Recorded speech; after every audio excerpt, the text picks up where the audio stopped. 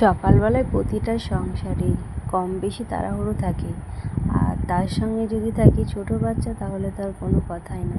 তো দেখো সকাল সকাল কিন্তু আমার ছেলে কিন্তু ঘুম থেকে উঠে পড়েছে, আর ওকে ওর দাদার কাছে রেখে আমি এখানে রান্না বান্না সেরে নিচ্ছি। মানে সৃজনের দিকে গান করছে আর ও কিন্তু জেগে জেগে ওর গান শুনছিল। তো তারপরে দেখো আমি রান্না বান্না এখানে করে নিয়েছি। এখানে করেছিলাম সয়াবিনের তরকারি, এক ডাঁটার চচ্চড়ি, ডাল,